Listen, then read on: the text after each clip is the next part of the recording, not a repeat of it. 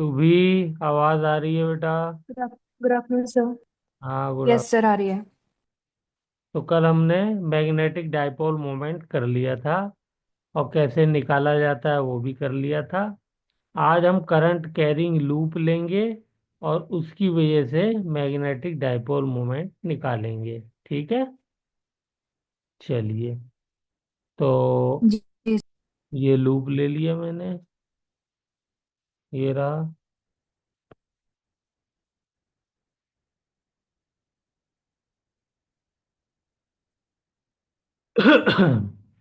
इसमें करंट जो है वो मैं एंटी क्लॉकवाइज फ्लो करा देता हूँ। ठीक है सागर, ये करंट फ्लो कर रहा है आई। तो इसके अंदर मैग्नेटिक डाइपोल मोमेंट जो होगा उसका डायरेक्शन इधर होगा। उंगलियों को मैं करंट के डायरेक्शन में कर्ल करूंगा, तो अंगूठा मेरा जो होगा जिस डायरेक्शन में, उस डायरेक्शन में मैग्नेटिक डाइपोल मोमेंट होगा। बोलिए ठीक है, होगा नहीं होगा? Yes sir. कैसे मालूम ऐसा ही होगा? हमें मालूम है मैग्नेटिक डाइपोल मोमेंट साउथ से नॉर्थ होता है। तो जब आप करंट के डायरेक्शन में उंगलियों को फोल्ड करेंगे तो मैग्नेटिक फील्ड किधर होगी? मैग्नेटिक फील्ड इधर को जाएगी। बोलो, जाएगी नहीं जाएगी? Yes sir. और मैग्नेटिक फील्ड इधर जाने का मतलब क्या है? ऊपर वाली साइड क्या हो गई? नॉर्थ। तो नीचे वाली क्या हो जाएगी? साउथ। तो देखिए, साउथ से नॉर्थ हो गया नहीं हो गया? बोलिए, am I right? Yes sir. तो magnetic dipole moment due to current, उसका फॉर्मूला क्या होता है? उसका फॉर्मूला होता है आई इंटू ए। आई तो हो गया करंट और ए क्या हो गया? Area of the loop. Simple है, डायरेक्शन भी निकाल लिया हमने। और यही अगर एंटी क्लॉक वाइज होता करंट तो मैग्नेटिक डाइपोल मोमेंट नीचे की तरफ हो जाता। क्लियर? बोलिए, आगे चलें। Yes sir. Hmm, yes sir. चलिए, गुड। अगर मैं लूप में कहूं कि एन टर्न्स हैं, टोटल टर्न्स जो हैं वो एन है, तब क्या हो जाएगा magnetic dipole moment? If the loop is having total number of N turn,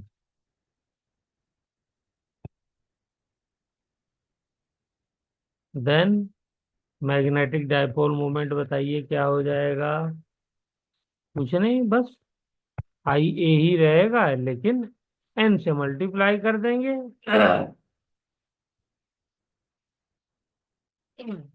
ठीक है ना? और ये क्योंकि सर्कुलर है, तो अगर इसका रेडियस में लूप का मान लूं आर है, तो मैं इसको और क्या लिख सकता हूँ? N I into pi R square. ये छोटी छोटी बातें ये आपको अच्छे से पता है। लूप की वजह से सेंटर पे मैग्नेटिक फील्ड का फॉर्मूला जरा दोबारा बताइए तो क्या होता है? Magnetic field at the centre, बोलो बेटा। म्यू नॉट जी सर, एक minute. I upon two, check करके बताइए।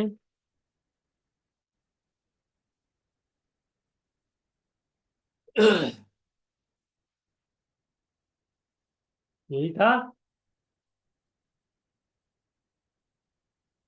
Mu naught I upon two are.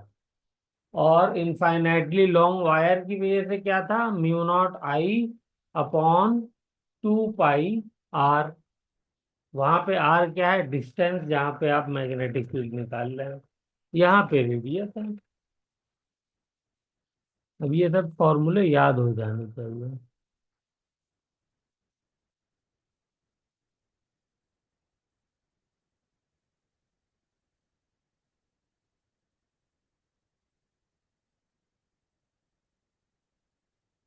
चलिए, इसी में एक टॉपिक और कवर कर लेते हैं, that is called orbital magnetic moment. Heading डालिए, ऑर्बिटल मैग्नेटिक मोमेंट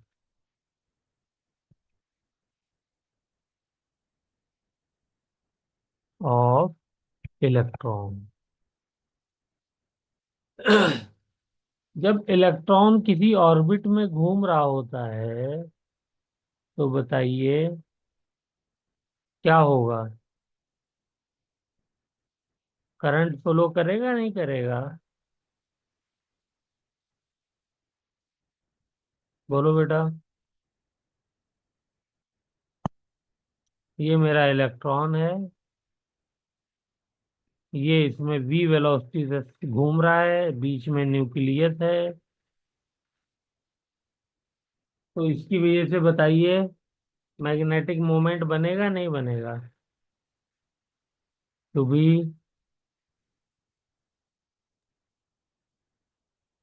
सिर्फ अगर ये मूव करेगा तो करंट पैदा होगा, करंट पैदा करंट होगा तो पैदा मतलब होगा, डाइपोल तो मोमेंट भी करंट होगा, फिर पैदा मैग। होगा, तो मैग्नेटिक मोमेंट का फॉर्मूला लग जाएगा, M = I A। बस। ये यस सर। आर क्या हो गया, आर इसका रेडियस हो गया न्यूक्लियस से, जिस शेल का है, जिस ऑर्बिट का, उसका रेडियस हमें निकालना आता है। बोर मॉडल में हमने सीखा है निकालना। फॉर्मूला याद रहना चाहिए, बोर एटॉमिक मॉडल में क्या था रेडियस का।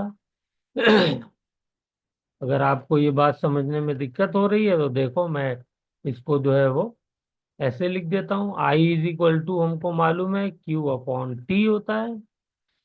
टी क्या है, टाइम पीरियड। बोलिए। Yes sir. चार्ज Q जो है वो क्या हुआ, ऑर्बिट के अंदर से पास हुआ। एक ही इलेक्ट्रॉन है, वो ऑर्बिट में पास हुआ कितने टाइम में, T टाइम में। ठीक है ना? तो Q yes sir. Upon T, वैसे तो E/T भी लिख सकता हूं मैं, कोई दिक्कत नहीं है। तो चलिए E/T लिख देता हूं। तो I = E/T, टाइम का फॉर्मूला क्या हो जाएगा, डिस्टेंस टोटल सर्कल का, पूरा जो है सरकमफेरेंस क्या हो जाएगी, 2 पाई आर, अगर इसकी रेडियस आर है, और डिवाइडेड बाय वेलोसिटी v से ये मूव कर रहा है, स्पीड v है, तो डिवाइडेड बाय v। जी बोलिए सर। करंट की वैल्यू आ गई। तो यहाँ से yes I sir. Equal to क्या आ जाएगा, I = आ जाएगा V × E/2 पाई आर। अब ये वैल्यू यहाँ पे रख देता हूं मैं। तो magnetic dipole moment will be V × E/2 pi R × A। बोलो सागर, मुश्किल है? नहीं सर। और ए को मैं क्या लिख सकता हूँ, ए तो एरिया है इसका, तो एरिया लिख दीजिए इंटू पाई R²। तो एक आर से एक आर कट गया, तो और पाई से पाई भी तो कट गया, तो क्या बचा, E × R × V अपॉन 2। ये बहुत इंपॉर्टेंट यस सर। फॉर्मूला है, नीट में एक बार डायरेक्ट फॉर्मूला ही पूछ लिया था शायद, 2022 में पूछा था।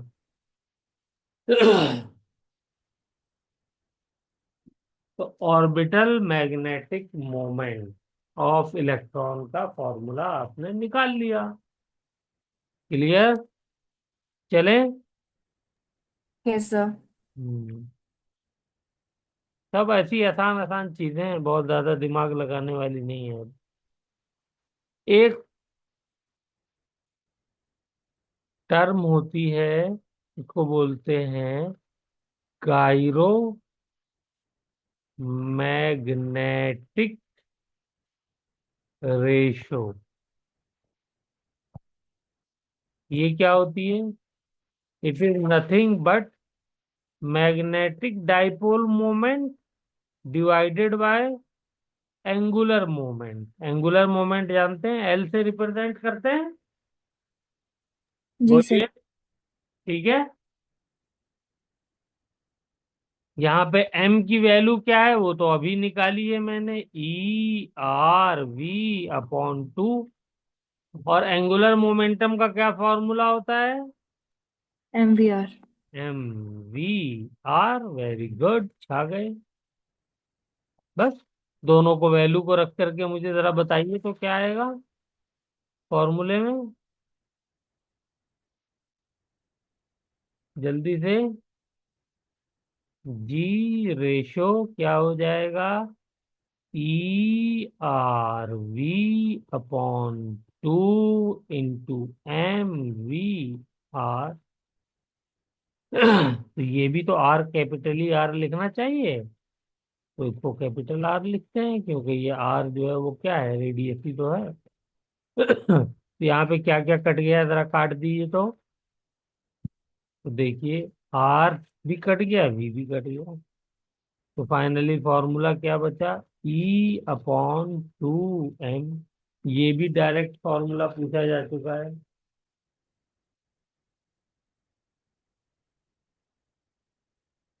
ठीक है। जी सर। हम्म। तो ये जो रेशो होती है ये वेलोसिटी के भी इंडिपेंडेंट होती है और रेडियस के भी इंडिपेंडेंट होती है। इस बात को चाहे तो लिख लीजिए, this ratio is independent of velocity and radius of the orbit.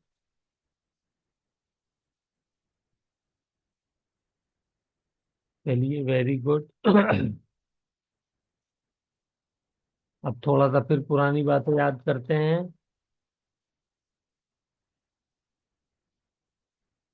क्या बात पुरानी याद करनी है सर? इलेक्ट्रिक डाइपोल ये है मेरा,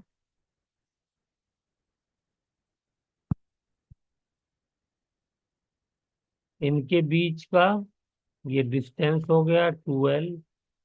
ये चार्ज है -q, ये चार्ज है +q।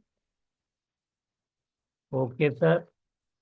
तो मुझे कहा जाए कि इस पॉइंट पे, ये पॉइंट P ले लेता हूं, इस पॉइंट पे मुझको क्या करिए, निकाल करके डाइपोल की वजह से इलेक्ट्रिक फील्ड बताइए। और ये जो पॉइंट है ये किसी एंगल थीटा पे है। तो इसका फॉर्मूला आप मुझे बता सकते हैं क्या आया था? नोट्स में चेक करके भी बता सकते हो तो बता दीजिए। यहाँ पे इलेक्ट्रिक फील्ड क्या आई थी, चेक करके बताइए। K p/r क्यूब, ये डिस्टेंस r है, r³ √1+3 cos² थीटा। ये इलेक्ट्रिक फील्ड आई थी बेटा।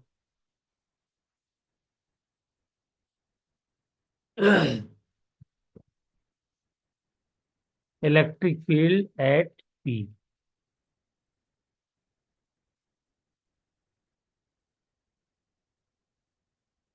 तो अगर मैं इलेक्ट्रिक डाइपोल की जगह पर मैग्नेटिक डाइपोल ले लूं तो क्या बन जाएगा?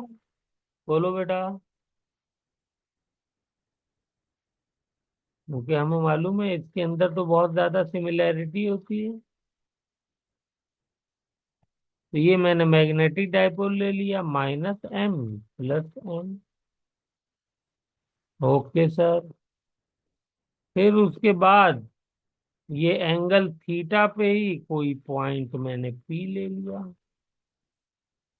यहाँ पे मुझको जो है इस बार क्या बतानी है, मैग्नेटिक फील्ड बतानी है।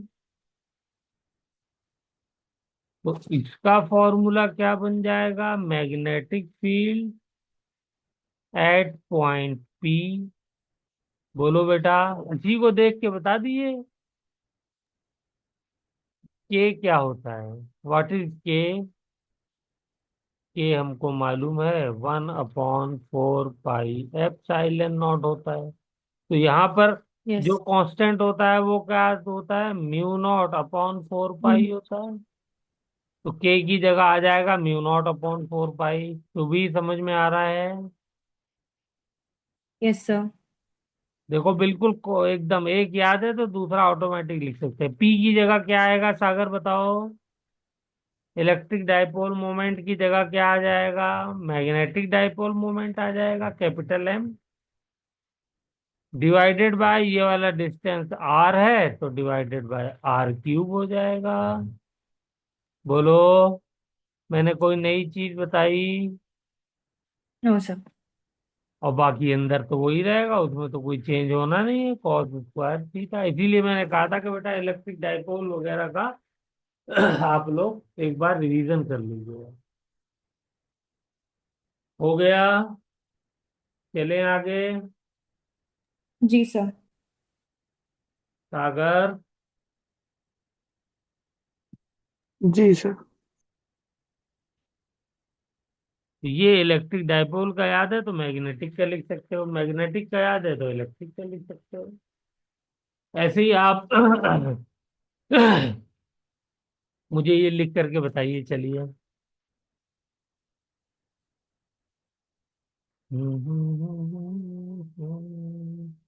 हम्म, चलिए, परपेंडिकुलर बाइसेक्टर ले लेता हूँ। ये पॉइंट मैंने ले लिया क्यू। यहाँ पे इलेक्ट्रिक फील्ड का फॉर्मूला बताइए याद करके, अगर याद आ जाए तो। उसी की कॉपी करके मैग्नेटिक फील्ड निकाल दीजिएगा।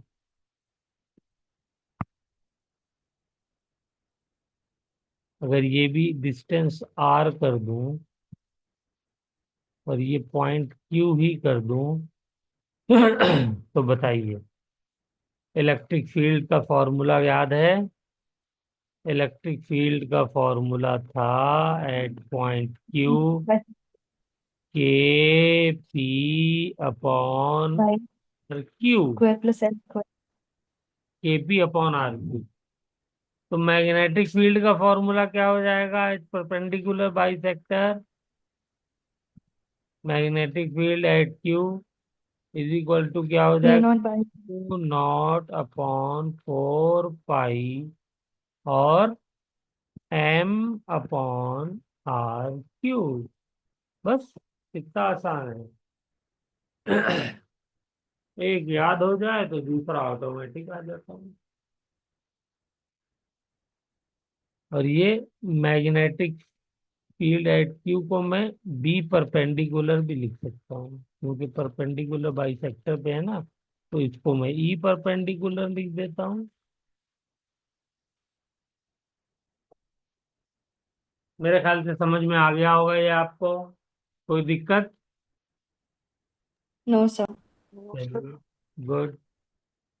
तो अब ये एक चीज और बता दीजिए, बिल्कुल ऐसी ही और बहुत आसान।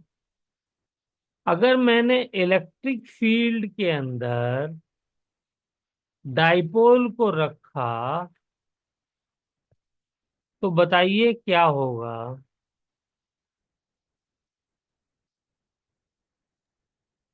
ये मतलब मूव करेगा। मूव करेगा, वेरी गुड। मैं जानना चाह रहा हूं कि इनके ऊपर टॉर्क क्या लगेगा। ये -q हो गया, ये +q हो गया, ये बीच का डिस्टेंस 2l हो गया। तो इसके ऊपर एक टॉर्क लगेगा, टॉर्क। इलेक्ट्रिक फील्ड ई है तो उस टॉर्क का फॉर्मूला याद है क्या होता है? P sine theta. Dipole moment cross electric field, यानी P/E sin थीटा। और ये जो जी थीटा है सर। किसके किसके बीच का है? ये वाला डायरेक्शन जो है ये तो डाइपोल मोमेंट का है, नेगेटिव से पॉजिटिव की तरफ ये। और ये एंगल, इलेक्ट्रिक। ये इलेक्ट्रिक फील्ड का है, तो ये एंगल हो गया थीटा। Yes sir. तो ये हो गया। तो अगर यही मैंने मैग्नेटिक ले लिया, मैग्नेट ले लिया, हम्म, और मैग्नेट ले करके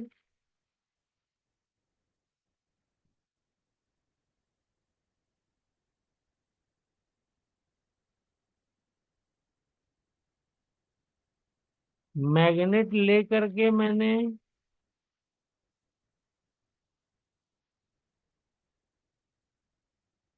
मैग्नेटिक फील्ड में रख दिया। ये इस बार मैग्नेटिक फील्ड है, इसमें क्या किया, एक मैग्नेट रख दिया।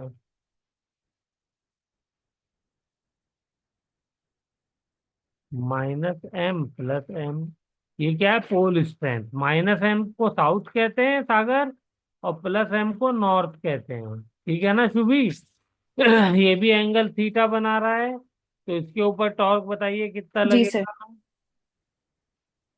M B sine theta. Magnetic dipole moment cross magnetic field, और M/B sin थीटा। बोलो बेटा, समझ में आ रहा है? मुश्किल तो नहीं बता रहा मैं? No sir. आसान है। Yes sir. जी। Hmm, very good. अच्छा, इसके अंदर पोटेंशियल एनर्जी भी हमने निकाली थी, उसका क्या फॉर्मूला था पोटेंशियल एनर्जी का? -P⃗.E⃗। बोलिए, यही था। और इसको मैं लिखना चाहूँ तो -PE डॉट प्रोडक्ट में कॉस थीटा आता है, कॉस लिख दूंगा। बोलिए जी सर। बेटा। तो मैग्नेटिक फील्ड है तो इसमें क्या हो जाएगा फिर? पोटेंशियल एनर्जी, बोलिए। -ME mine MB cos theta. Magnetic dipole moment vector into magnetic field vector dot product. तो ये क्या हो जाएगा, -MB cos थीटा। कितना आसान होता चला जा रहा है, चुटकियों में होती चली जा रही थी। ठीक है ना? फिर मैंने क्या बताया था, जल्दी से बताइए। जब थीटा 0 था तो स्टेबल इक्विलिब्रियम था, ये सब रिवाइज करना है आपको। जी सर। और जब थीटा 180 था तो ये अनस्टेबल इक्विलिब्रियम था। जी सर। ठीक है ना? क्यों स्टेबल इक्विलिब्रियम, ये क्यों होगा? क्योंकि ये वैल्यू आएगी पोटेंशियल एनर्जी की -PE, और यहाँ पर क्या आ जाएगी, +PE। ठीक है? और थीटा अगर 90 डिग्री हो जाएगा तो ये क्या हो जाएगा? बोलिए, पोटेंशियल एनर्जी हो जाएगी 0। ओके। जी सर। Yes sir. तो जब ये माइनस जब हो गई पोटेंशियल एनर्जी, तो माइनस का मतलब ये तो 0 से भी कम हो गई, तो जितनी एनर्जी कम उतनी स्टेबिलिटी ज्यादा। ठीक है ना? तो सेम केस यहाँ भी तो यस। बनेगा। तो यहाँ वाला सेम केस लिखिए जल्दी से। थीटा इज इक्वल टू 0, तो स्टेबल इक्विलिब्रियम। यहाँ पे क्या हो जाएगा, U is equal to -MB। Theta is equal to 180, तो unstable equilibrium. U is equal to +MB। Theta is equal to 90 degree, तो U इज इक्वल टू 0। ठीक है ना? Yes sir. हम्म। और टॉर्क भी, जब थीटा जीरो होगा तो टॉर्क क्या होगा? बोलिए। जीरो। हाँ, जब थीटा जीरो तो टॉर्क जीरो, क्योंकि साइन थीटा इसमें आता है, थीटा 180, तो टॉर्क तब भी जीरो। और यहाँ पे टॉर्क मैक्सिमम हो जाएगा, पीई के बराबर हो जाएगा। ओके। जी सर। तो यहाँ पे टॉर्क क्या हो जाएगा? यहाँ पे भी जीरो, यहाँ पे भी टॉर्क जीरो, और यहाँ पे टॉर्क एम डी के बराबर हो जाएगा। ठीक है ना? और ये भी लिख लिए, ये एनर्जी मिनिमम है, ये ठीक है मैक्सिमम है।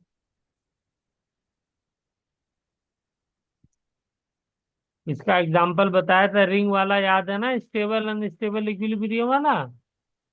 जी सर, रिंग के अंदर एक बॉल थी और एक बाहर बॉल थी, अनस्टेबल अगर स्टेबल बॉल वाला। यहाँ पर है तो स्टेबल इक्विलिब्रियम, आप इसको इधर ले जाओ चाहे इधर ले जाओ, ये यहीं आना चाहेगी, तो इसको स्टेबल इक्विलिब्रियम कहते हैं। और यही बॉल को अगर आप ऊपर रख दो तो ये अनस्टेबल हो गई। जरा सा भी आपने इसको अपनी पोजीशन से हटाया, यहाँ पे रहेगी तो पड़ी हुई है स्टेबल, मतलब इक्विलिब्रियम पे है। लेकिन जरा सा आपने इसको लेफ्ट या राइट पुश किया तो क्या हो जाएगा? ये फॉरवर्ड अपनी जगह वापस हट जाएगी और वापस नहीं आएगी। ठीक है बेटा। Yes sir. Yes sir. हम्म।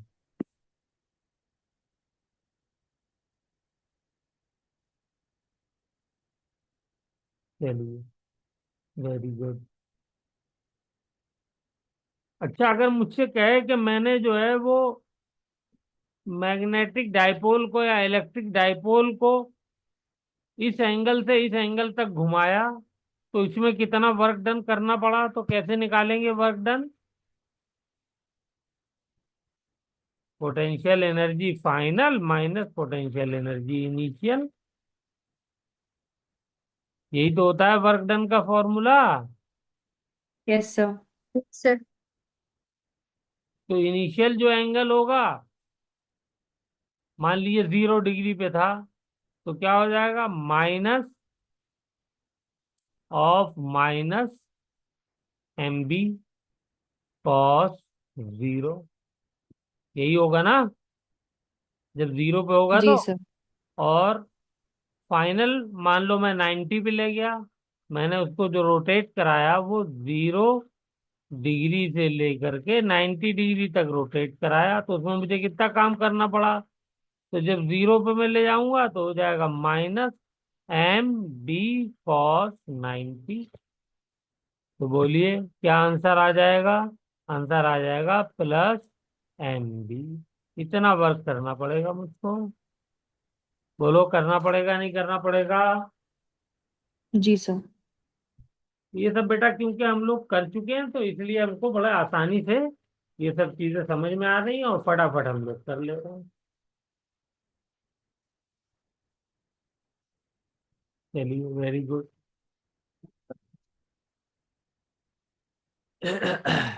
हम्म।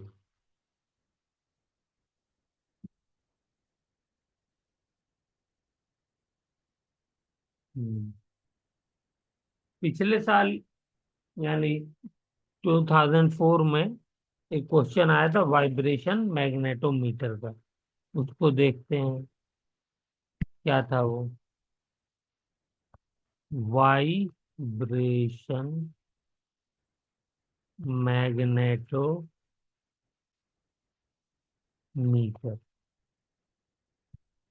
क्या है? ये कुछ भी नहीं है, ये कहता है कि अगर आप किसी थ्रेड से, तो ये थ्रेड है सपोज, इससे आपने क्या किया, एक बार मैग्नेट को या बार टाइप मैग्नेट को आपने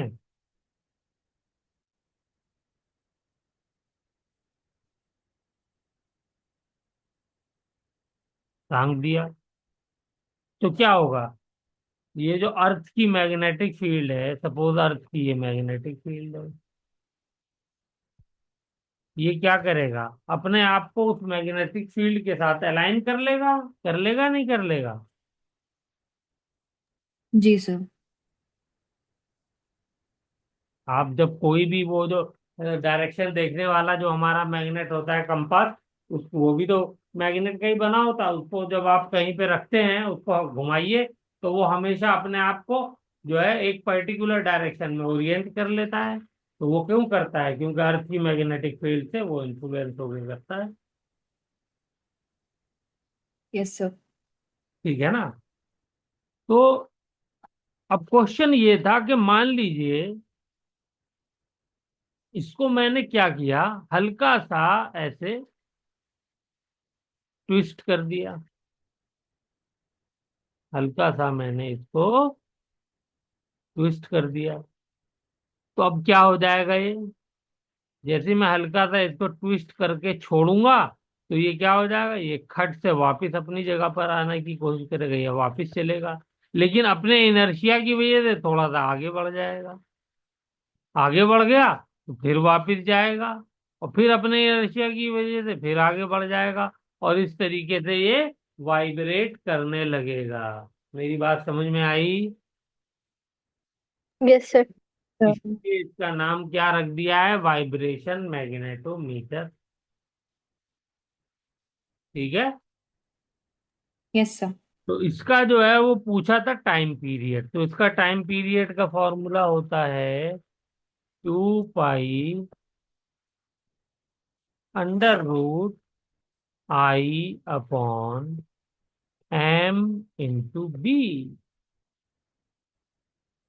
क्या होता है, I/m/b। आई बता सकते हैं क्या है। Moment of inertia. Yes, very good, moment of inertia. और मुझे बताइए मोमेंट ऑफ इनर्शिया इसका कितना होगा। हमने पढ़ा था रॉड का मोमेंट ऑफ इनर्शिया जब सेंटर से एक्सिस पास होता है तो कितना होता है, ml² बाई 12। एक जी सर। कॉर्नर से अगर पास होता है तो बाई 3 होता है, सेंटर से पास होता है तो बाई 12 होता है, किसी भी रॉड को। Yes sir. हाँ, अब रिवीजन जो है होते रहना चाहिए। और ये जो कैपिटल एम है ये क्या है, ये तो मैग्नेटिक डाइपोल मोमेंट है, बी जो है मैग्नेटिक फील्ड है। ठीक है ना। उसको लिख लीजिए, और लिख करके चाहे तो फॉर्मूले में वैल्यू पुट कर लीजिए। अब ढूंढिएगा पिछले साल वाला जो क्वेश्चन है, उसको इसी फॉर्मूले से सॉल्व करना है। ठीक है, यही फॉर्मूला उसमें यूज होगा, 24 में जो आया था। उसमें दिया हुआ था यूनिफॉर्म मैग्नेटिक फील्ड, उसकी वैल्यू है 0.049 टेस्ला। ठीक है। फिर उसके बाद ये तो हो गया टेस्ला। फिर उसने कहा कि magnetic needle performs 20 complete oscillations in 5 second. इसका मतलब क्या हो गया, 20 complete oscillations in 5 second. 5 second में कितने ऑसिलेशन कर रही है, 20 ऑसिलेशन। बोलो बेटा। तो एक ऑसिलेशन में कितना टाइम लगेगा, बोलिए। 1 ऑसिलेशन 20/5। किसके बराबर हो जाएगा, 5/20। 4/20। तो ये हो जाएगा 1/4 सेकेंड, यानी 1/4 सेकेंड के अंदर कर रही है। तो ये 1/4 सेकेंड क्या आ गया, यही तो टाइम पीरियड कहलाता है। Yes sir. एक ऑसिलेशन जितनी देर में पूरा करते हैं। फिर उसमें देखो मोमेंट ऑफ इनर्शिया भी दिया हुआ था, कितना आसान हो गया, आई की वैल्यू भी दी हुई है, 9.8 × 10⁻⁻6। अच्छा, यूनिट भी बिल्कुल सिंपल दी हुई है, केजी मीटर स्क्वायर, कि उसमें यूनिट में भी कोई छेड़छाड़ नहीं करनी है, ये दिया हुआ है। क्लियर हो गई बात? जी सर। हम्म, ये दिया हुआ है, तो ये सारी वैल्यूज रख लीजिए। और दिया हुआ है if magnitude of magnetic moment, M की वैल्यू भी दी हुई है, लो। Magnetic moment of the needle is, ओहो, ये निकालना, x × 10⁻⁵ एम्पियर मीटर स्क्वायर। तो इसमें कहा है फाइंड एक्स। कितना आसान है। सब चीज दी हुई है, फॉर्मूला चेक करिए। टाइम दिया हुआ है 1/4 सेकेंड। आई की वैल्यू दी हुई है कितनी, 9.8 × 10⁻⁶। बी दिया हुआ है 0.049। ओके। और एम दिया हुआ है x × 10⁵ अपने आप आ जाएगा, नहीं आ जाएगा आंसर? 4 नंबर पक्के, बोलिए। हो जाएगा। जी यस सर। सर। और सॉल्व भी नहीं करना था, पाई की टर्म्स में लिखना था। और कैलकुलेशन इतनी आसान है, सब आपस में कट जाएगा ऊपर नीचे।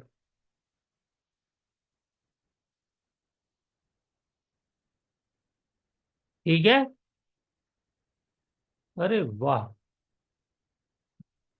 उसके बाद जब दोबारा री नीट का एग्जाम हुआ था 24 में, तब भी यही क्वेश्चन आया था, खाली डाटा चेंज कर दिया था। तो अब आप लोग ट्राई करिएगा दोनों क्वेश्चन, एक मैंने करा दिया, दूसरा आप लोग ट्राई कर लीजिए। हम लोग करने जा रहे हैं गैल्वेनोमीटर। क्या करने जा रहे हैं? गैल्वेनोमीटर।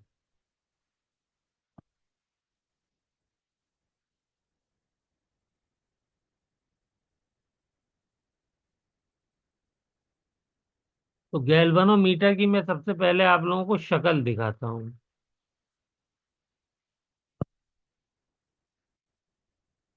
ये देखिए गैल्वेनोमीटर की शक्ल, ध्यान से देख लीजिए इसको। दिख गई? तो बेटा देखो, ये जो है कॉइल है, ये जो कॉइल लिपटी हुई है इसके अंदर, ठीक है। ये वाली, ये कॉइल है, ये ऑरेंज कलर की, इसी में करंट फ्लो करता है। जब करंट फ्लो करता है तो ये मैग्नेटिक निडल, इसके अंदर जो है वो क्या पैदा हो जाएगा? मैग्नेटिक मोमेंट पैदा हो जाएगा, मैग्नेटिक फील्ड बनेगी, और इसके ऊपर क्या लगेगा? फिर टॉर्क लगेगा, क्योंकि ये मेरा, मैंने यहाँ पे परमानेंट मैग्नेट लगाया हुआ है, नॉर्थ पोल साउथ पोल। और ये कैसा